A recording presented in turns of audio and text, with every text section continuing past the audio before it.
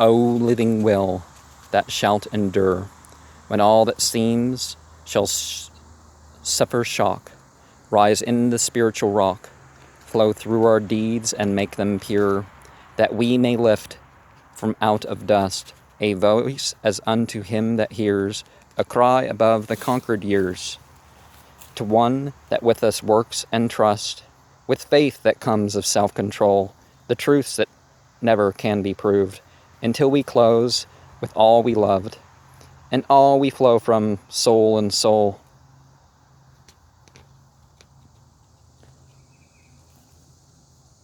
The dot in the square, the rock on the cube, other such symbols of mythology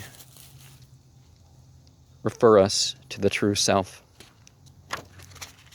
and the ultimate self.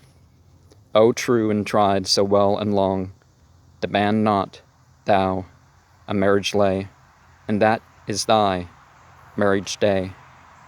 Is music more than any song, nor have I felt so much of bliss, since first he told me that he loved a daughter of our house, nor proved, since that dark day, a day like this, though I since then have numbered o'er some thrice 3 years, they went and came, remade the blood and changed the frame, and yet is love not less but more, no longer caring to embalm in dying songs a dead regret, but like a statue solid set and molded in colossal calm, regret is dead, but love is more than in the summers that are flown, for I myself with these have grown to something greater than before, which makes appear the songs I made as echoes out of weaker times, as half but idle brawling rhymes, the sport of random sun and shade. But where is she, the bridal flower, that must be made a wife ere noon? She enters glowing like the moon of Eden on its bridal bower. On me she bends her blissful eyes, and then on thee they meet thy look, and brighten like the star that shook betwixt the palms of paradise. Oh, when her life was yet in bud, he too foretold the perfect rose. For thee she grew, for thee she grows, forever, and as fair as good.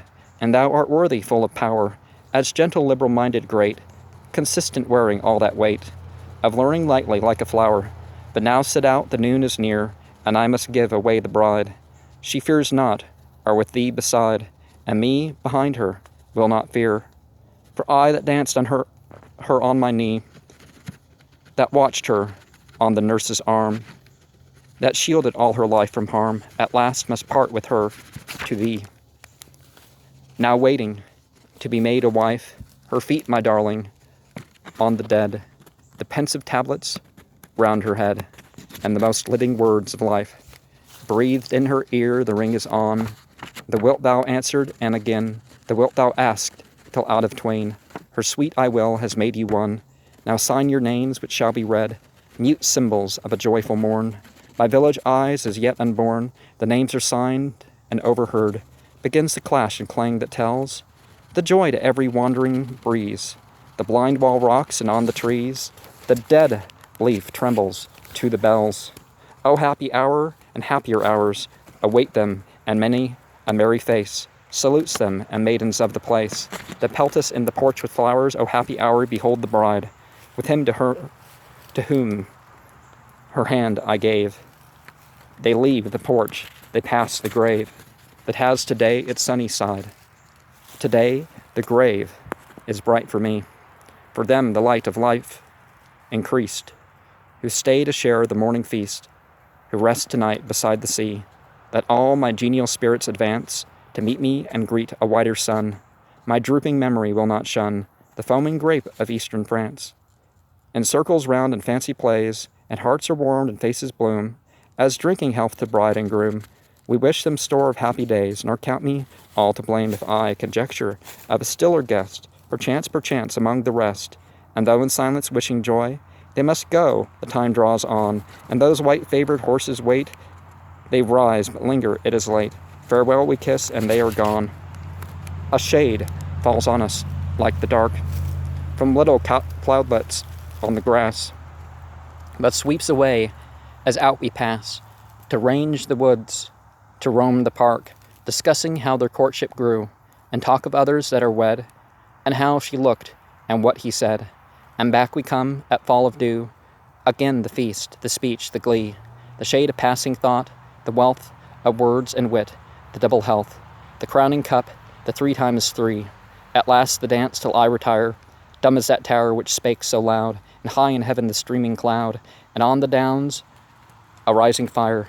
And rise, O moon, from yonder down, till over down and over dale, all night the shining vapor sail, and past the silent lighted town, the white-faced halls, the glancing rills, and catch at every mountain head, and o'er the friths that branch and spread their sleeping silver through the hills, and touch with shade the bridal doors, with tender gloom the roof, the wall, and breaking let the splendor fall to spangle all the happy shores by which they rest in ocean sounds, and star and system rolling past.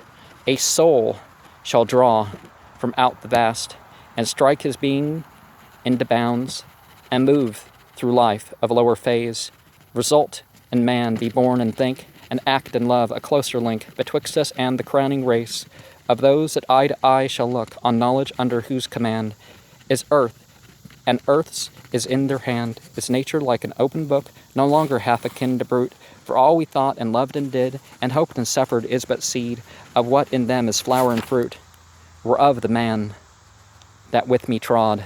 This planet was a noble type, appearing ere the times were ripe, that friend of mine who lives in God, that God which ever lives and loves, one God, one law, one element, and one far-off divine event, to which the whole creation moves. There is universal law,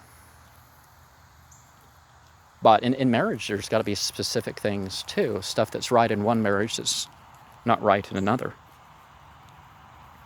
But it's important to get permission of the family. It's important to make it not a selfish thing that you're doing what's right, because you're doing what's right.